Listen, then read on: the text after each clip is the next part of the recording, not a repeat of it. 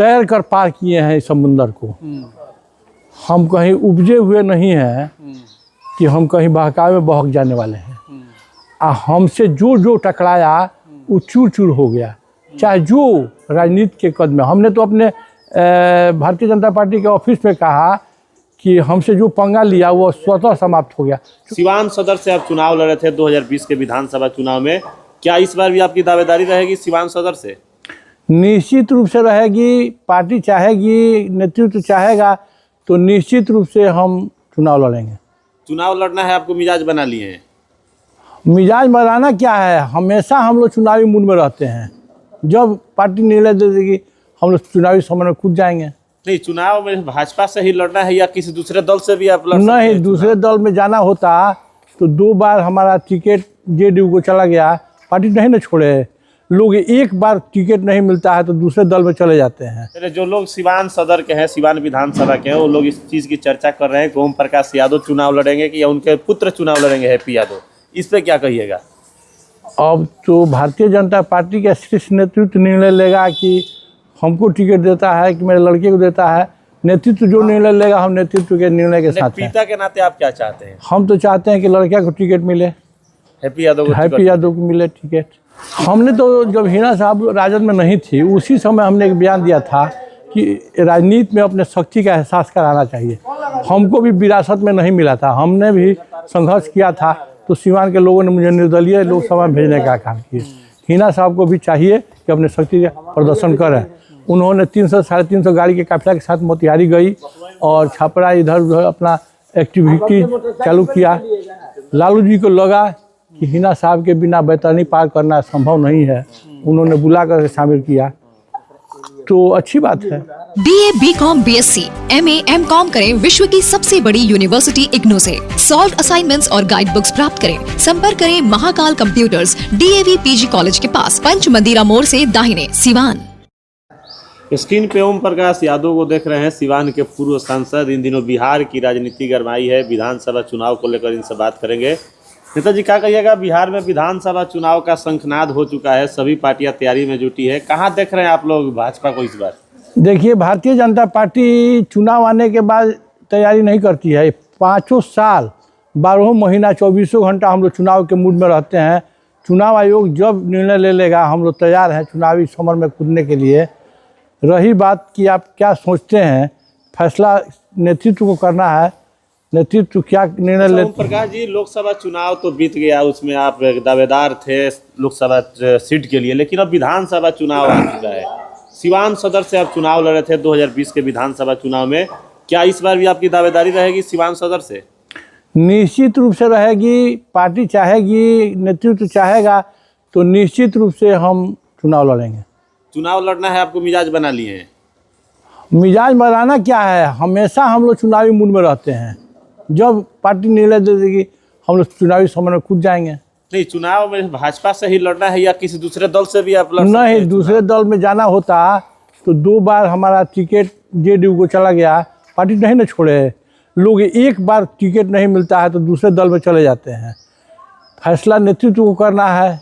सारी भाजपा जो सिवान में जो भाजपा है उनमें आपका देखा जाए तो सेटलमेंट नहीं हो पा रहा है। यहाँ लोग इस तरह की चर्चा करते हैं कि ओम प्रकाश यादव यहाँ मतलब उनको दबाया जा रहा है भाजपा के लोगों द्वारा सिवान में। देखिए, भारतीय जनता पार्टी के दबाया नहीं, कुछ ऐसे नेता हैं जो कभी चुनाव नहीं लड़े हैं। चुनाव लड़ेंगे तो पता चल जाएगा कि एक वोट का कीमत क्या होता है। एक वोट मांगने में पसीना गाड़ना पड़ता है, और ऐसे शीर्ष नेतृत्व उनको माना है तो हम लोग भी मानते हैं। फैसला अब नेतृत्व को करना है कि क्या करना चाहिए। सिवान पर भारतीय जनता पार्टी के अनेक कार्यकर्ताओं ने अपने शहादत देकर, कुर्बानी देकर के सिवान में भारतीय जनता पार्टी की नेतृत्व को यह सीट दिया था। अच्छा, एक नया नियम लागू होने वाला है। जो बिहार के प्रदेश अध्यक्ष हैं दिलीप जायसवाल, उनका क्या नाम है कि अब भारतीय जनता पार्टी में जो 2 बार जिला अध्यक्ष रह चुके हैं, अब तीसरा बार वो रिपीट नहीं करेंगे। 45 साल जिनका उम्र हो गया है वो मंडल अध्यक्ष नहीं बनेंगे, 60 के पार जिला अध्यक्ष नहीं बनेंगे। इस तरह का नया नियम लागू। नया नियम नहीं है, यह जो भारतीय जनता पार्टी का निर्माण हुआ उसी समय यह नियम बना दिया गया कि जो 2 बार रह जाएगा तीसरे बार उसको नहीं बनाया जाएगा। तो सिवान में भी तो देखा जाए तो हाँ, तो अभी इस बार दो टर्म से हैं संजय बाबा, अब दूसरे आदमी बनेंगे। उम्मीद है कि बनेंगे। हाँ, निश्चित रूप से बनेंगे। चलिए, जो लोग सिवान सदर के हैं, सिवान विधानसभा के हैं, वो लोग इस चीज़ की चर्चा कर रहे हैं कि ओम प्रकाश यादव चुनाव लड़ेंगे कि या उनके पुत्र चुनाव लड़ेंगे, हैप्पी यादव। इस पे क्या कहिएगा? अब तो भारतीय जनता पार्टी का शीर्ष नेतृत्व निर्णय लेगा कि हमको टिकट देता है कि मेरे लड़के को देता है। नेतृत्व जो निर्णय लेगा, हम नेतृत्व के निर्णय के साथ हैं। पिता के नाते आप क्या चाहते हैं? हम तो चाहते हैं कि लड़के को टिकट मिले, हैप्पी यादव को हैप्पी यादव को मिले टिकट। जो रियल में जनप्रतिनिधि हैं वो दूर हैं, और जो उनके प्रतिनिधि हैं वो लोगों से अपने आप को प्रेजेंट कर रहे हैं कि हम ये काम करवाएंगे, हम इसको करवा दिए, हम ये कर दिए। इस प्रथा को तो सरकार बंदिश की है। नीतीश कुमार ने कहा है कि जो मुखिया है, सरपंच है या जिला परिषद है, अपने पत्नी के साथ जिला परिषद में जाएगा या प्रखंड में जाएगा, उसकी गिरफ्तारी सुनिश्चित की जाएगी। तो ऐसे नहीं, जो जीता है लोकसभा में वहीं बैठेगा और वहीं अनुशंसा करेगा, वहीं आश्वासन देगा। अच्छा, ये जो सिसवन ढाला का ओवर ब्रिज जो बन रहा है, इस पे बारी चर्चा हो रहा है, देखिए बन जाएगा। हाँ, हम लोग भी देखिए, इस पर चर्चा की कोई ज़रूरत नहीं है। बहुत पहले रेलवे ने स्वीकृति दी, जब हम सांसद थे उस समय रेलवे ने स्वीकृति दे दी, और उस समय बिहार में एनडीए की सरकार थी और संयोग से जो अभी स्पीकर हैं वही उस समय पीडब्ल्यूडी मिनिस्टर थे, नंद किशोर यादव जी। हमने उनसे मिला। चूँकि केंद्र सरकार जो भी काम शुरू करती है उसमें अंशदान के रूप में बिहार सरकार को देना पड़ता है। तो इस तरह की 12 पुल लंबित था। बिहार सरकार के पास जौहर खाने का भी पैसा नहीं था। उन्होंने कहा कि अभी यह नहीं बन पाएगा, एनओसी नहीं दिया पाएगा। एनओसी के अभाव में आज भी वह पुल पड़ा हुआ है। अब तो लग रहा है सब चीज़ क्लियर हो गया है। तो सब चीज़ क्लियर हो गया तो बनना चाहिए, काम लगना चाहिए। इसका आखिर बन जाता है, इसका श्रेय किसको दिया जाएगा? ओम प्रकाश यादव को दिया जाएगा? नहीं, हमको श्रेय सुनिए ना, हम आप चलिए, हम आपको दिखलाते हैं। प्रधानमंत्री से मिल करके हमने कहा कि एक मेडिकल कॉलेज अगर हमारे सीमान में आप स्थापित कर देते, बड़ी कृपा होती।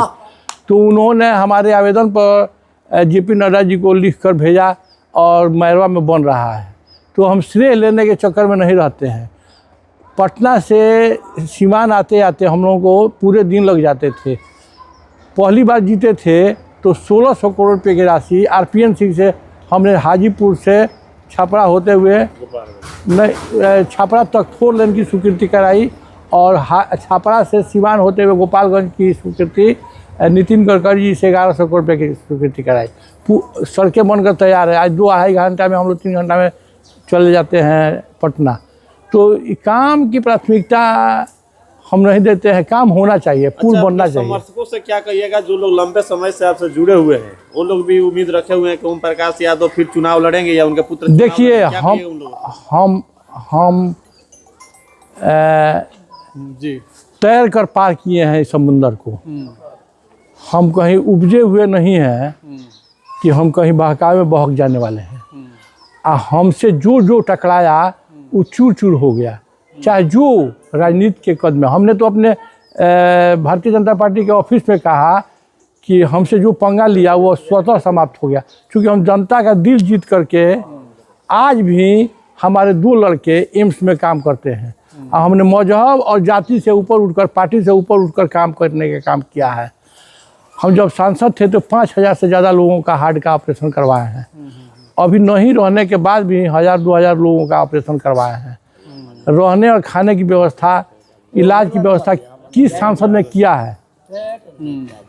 एक सेकंड। किस सांसद अपने डेरे पर 200, 250, 300 मरीज रखते, उनके इलाज की व्यवस्था करना, उनकी सेवा शुश्रूषा करना, ये हमारा काम था। क्योंकि जब हम लोग किसी के दरवाजे पर जाते हैं तुरंत बिस्कुट चाय आता है, तो मेरा भी कर्तव्य बनता है कि हमारे यहाँ कोई आवे तो उनको खाना खिलाना, उनको रहने की व्यवस्था।